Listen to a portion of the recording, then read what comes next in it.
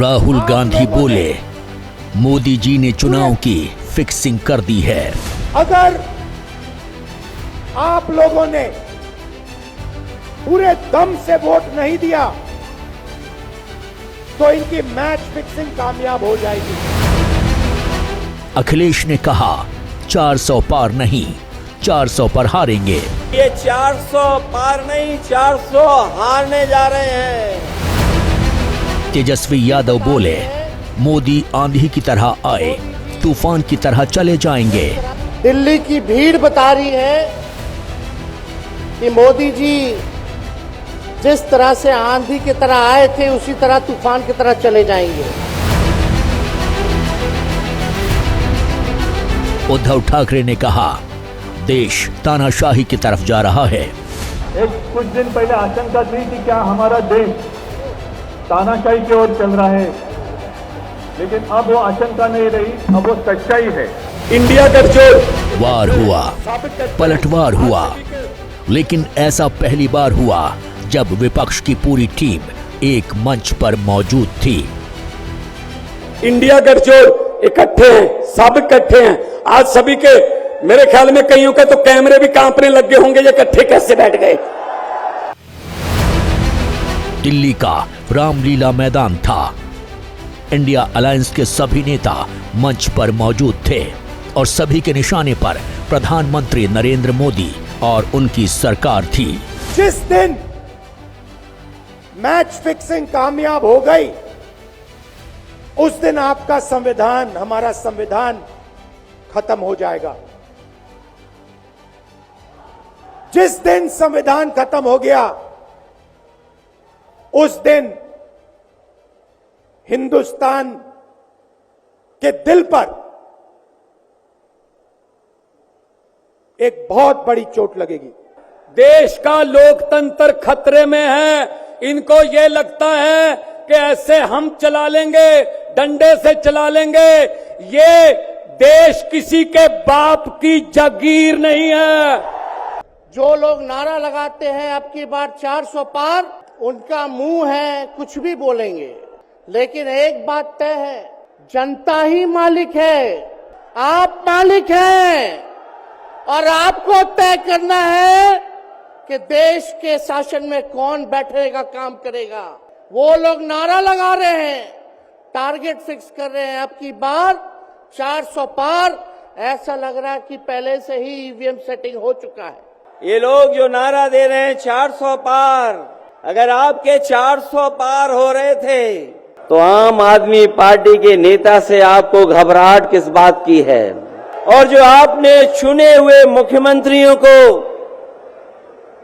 Jail भेजा है, न केवल भारत के लोग बल्कि दुनिया के लोग भारतीय जनता पार्टी पर थू थू कर रहे हैं। और जो लोग ईडी, सीबीआई, इनकम टैक्स को आगे कर रहे हों, उन्हें सत्ता में रहने के लिए, सत्ता को बचाने के लिए अगर इन संस्थाओं को आगे कर रहे हैं तो ये 400 पार नहीं, 400 हारने जा रहे हैं। वो लोग नारा लगा रहे हैं। इंडिया गठबंधन ने रामलीला मैदान की महारैली से एकजुटता का मैसेज तो दिया ही, बीजेपी को सत्ता से उखाड़ने की बात भी कही। रैली में कांग्रेस अध्यक्ष मल्लिकार्जुन खड़गे, पूर्व अध्यक्ष राहुल गांधी, एनसीपी प्रमुख शरद पवार, शिवसेना यूबीटी की तरफ से उद्धव और Aditya Thackeray, Samajwadi party supremo Akhilesh Yadav, RJD से तेजस्वी यादव, झारखंड के पूर्व सीएम हेमंत सोरेन की पत्नी कल्पना सोरेन, झारखंड से सीएम चंपा सोरेन, पंजाब के मुख्यमंत्री भगवंत मान, टीएमसी से डेरेक ओब्रायन, नेशनल कॉन्फ्रेंस से Farooq Abdullah, PDP chief Mehbooba Mufti, left पार्टियों से सीताराम येचुरी, डी राजा शामिल हुए। रैली को इंडिया अलायंस के सभी नेताओं ने संबोधित किया। किसी ने बीजेपी को झूठी पार्टी बताया तो किसी ने 400 पार के नारे पर तंज कसा, तो किसी ने ईडी, सीबीआई और ईवीएम को सरकार का हथियार बताया। अपील भी तुम हो, दलील भी तुम। वैसे तो इंडिया गठबंधन के नेता कई बार जुट चुके हैं, लेकिन रामलीला मैदान की महारैली में कई बातें पहली बार हुई। हेमंत सोरेन की पत्नी कल्पना सोरेन ने पहली बार किसी बड़ी रैली को संबोधित किया। सोनिया गांधी लंबे वक्त के बाद किसी चुनावी रैली में शामिल हुई, तो अरविंद केजरीवाल की पत्नी सुनीता केजरीवाल पहली बार किसी सार्वजनिक मंच पर नजर आईं। पूछा, क्या अरविंद केजरीवाल को इस्तीफा देना चाहिए? मैं आप लोगों से कुछ पूछना चाहूंगी। हमारे प्रधानमंत्री मोदी जी ने मेरे पति को जेल में डाल दिया। क्या प्रधानमंत्री जी ने सही किया? क्या आप सब मानते हैं कि केजरीवाल जी एक सच्चे देशभक्त और ईमानदार इंसान हैं? ये बीजेपी वाले ये कह रहे हैं कि केजरीवाल जी जेल में हैं, इन्हें इस्तीफा देना चाहिए। क्या केजरीवाल जी को इस्तीफा देना चाहिए? जेल में सुनीता केजरीवाल ने अरविंद केजरीवाल को शेर बताया, कहा कि ज्यादा दिन तक जेल रोक नहीं पाएगी। जिस बहादुरी और साहस से वो देश के लिए लड़ रहे हैं, कई बार मुझे लगता है कि आजादी की लड़ाई में वो एक फ्रीडम फाइटर थे, जो देश के लिए लड़ते लड़ते शहीद हो गए। सुनीता केजरीवाल अपने पति से नियमित तौर पर ईडी की हिरासत में मुलाकात कर रही हैं और साथ ही उनका संदेश जनता तक भी वीडियो के जरिए पहुंचा रही थीं। लेकिन ये पहली बार था कि किसी महारैली में सुनीता केजरीवाल ने अपने पति का संदेश पढ़ा। मैं आज आपसे वोट नहीं मांग रहा। आने वाले चुनाव में मैं आपसे किसी को हराने या जिताने की बात भी नहीं कर रहा। 140 करोड़ भारतवासियों को एक नया भारत बनाने के लिए आमंत्रित करता हूं। भारत एक महान देश है, भगवान का दिया सब कुछ है भारत में। मैं यहां जेल में हूं, यहां काफी समय सोचने के लिए मिलता है। भारत माँ के लिए सोचता हूं। जब भारत माँ के बच्चों को अच्छी शिक्षा नहीं मिलती, 75 साल बाद भी सही इलाज के बिना लोग मर जाते हैं, तो भारत माँ बेबस और लाचार महसूस करती है। जब कुछ नेता सुबह शाम लच्छेदार भाषण देते हैं, शानो शौकत की जिंदगी जीते हैं, अपने दोस्तों के साथ मिलकर देश लूटने में लगे हैं, तो भारत माँ को बहुत गुस्सा आता है।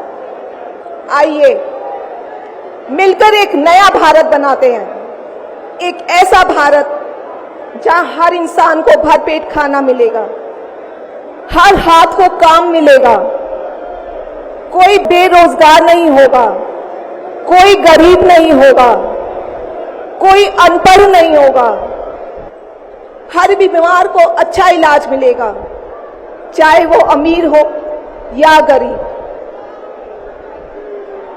देश के कोने कोने में 24 घंटे बिजली होगी, देश के हर गांव में शानदार सड़कें होंगी, तो वो भारतवासियों को। सुनीता केजरीवाल ने अरविंद की तरफ से 6 गारंटी भी दी। मैं इंडिया गठबंधन की ओर से आज 140 करोड़ लोगों भारतवासियों को 6 गारंटी देता हूं। पहली, पूरे देश में 24 घंटे बिजली का इंतजाम करेंगे। दूसरा, पूरे देश के गरीबों की बिजली फ्री करेंगे। तीसरी, हर गांव और हर मोहल्ले में शानदार सरकारी स्कूल बनाएंगे। अब गरीबों और अमीरों के बच्चों को अच्छी और एक समान शिक्षा मिलेगी। चौथा, हर गांव और मोहल्ले में मोहल्ला क्लिनिक बनाएंगे। पांचवी, किसानों को स्वामीनाथन आयोग के मुताबिक सही फसलों पर एमएसपी निर्धारित करके उनको फसलों के पूरे दाम दिलवाएंगे। छठी, दिल्ली के लोगों ने 75 साल से अन्याय सहा है। देश के अन्य राज्यों की तरह अपेक्षा उनके अधिकार बहुत कम है। उनकी चुनी हुई सरकार पंगु है। ये अन्याय हम समाप्त करेंगे। दिल्ली वासियों को उनका हक दिलाएंगे, दिल्ली को पूर्ण राज्य का दर्जा दिलवाएंगे। अरविंद केजरीवाल ने अपने संदेश में अमूमन वही बातें कही जो अक्सर अपनी रैलियों में कहते रहे हैं। फर्क इतना है कि इस बार उनका संदेश सुनीता केजरीवाल ने पढ़ा। इसलिए सवाल ये है, सुनीता केजरीवाल की राजनीतिक पारी की शुरुआत हो चुकी है। अरविंद केजरीवाल की कस्टडी के दौरान सुनीता केजरीवाल मोर्चा संभालेंगी। क्या सुनीता केजरीवाल आम आदमी पार्टी का चुनावी चेहरा होंगी? ये सवाल इसलिए क्योंकि अरविंद केजरीवाल की ईडी हिरासत में जाने के बाद सबसे ज्यादा सक्रियता सुनीता केजरीवाल की रही। दिल्ली में इंडिया गठबंधन की महारैली में मंच पर पहली पंक्ति में बड़े नेताओं के साथ नजर आईं। सोनिया गांधी जब मंच पर पहुंची तो उन्हीं के बगल में बैठी। इतना ही नहीं, विपक्ष के कई बड़े नेताओं से पहले सुनीता केजरीवाल ने रैली में स्पीच दी। आज मैं देश के 140 करोड़ लोगों को एक नया भारत बनाने के लिए आमंत्रित करता हूं। सियासत के जानकारों का मानना है कि जिस तरह से विपक्ष के बड़े नेताओं ने अपनी स्पीच में जिस तरीके से सुनीता केजरीवाल का जिक्र कर उनका कद बढ़ाया, वो साबित करता है कि आम आदमी पार्टी में अरविंद केजरीवाल के बाद अगर कोई बड़ी हैसियत की नेता हैं तो वो अब सुनीता केजरीवाल हैं। अरविंद केजरीवाल की गिरफ्तारी के बाद 24 मार्च को रामलीला मैदान में रैली का ऐलान किया गया था। आम आदमी पार्टी ने दावा किया कि रैली में गठबंधन की सभी पार्टियां पहुंचेंगी। 27 पार्टियों के नेताओं के रामलीला मैदान में पहुंचने का दावा किया गया और बताया गया कि इंडिया गठबंधन एकजुट है।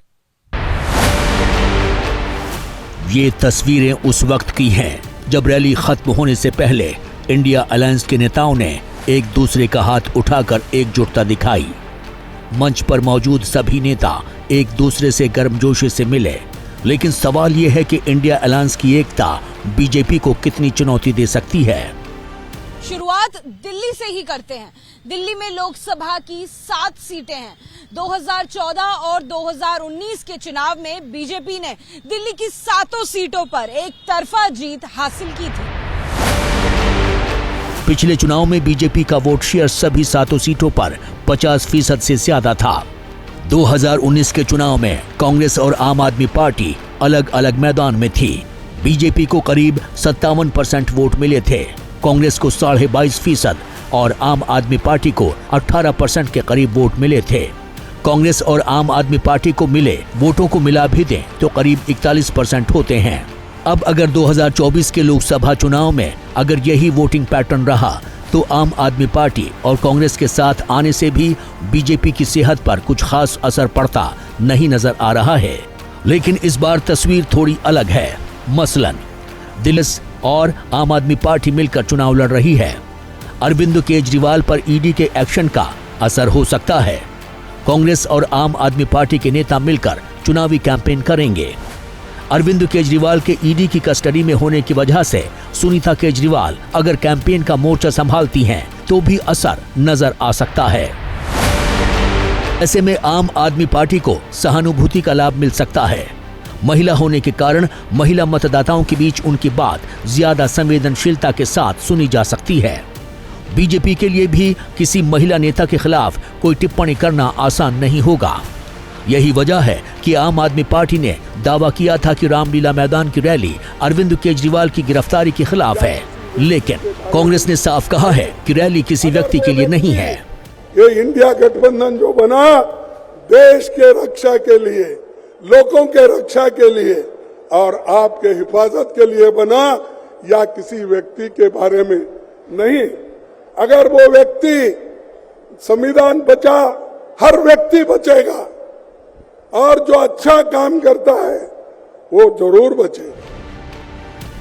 इंडिया गठबंधन में देर से ही सही लेकिन सभी राज्यों में सीटों का बंटवारा हो चुका है।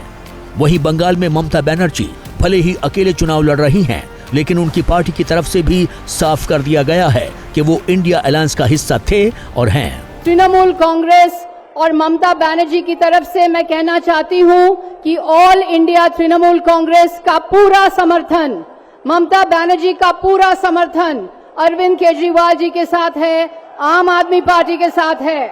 ऑल इंडिया तृणमूल कांग्रेस पूरी की पूरी तरफ से हम इंडिया अलायंस में शामिल हैं।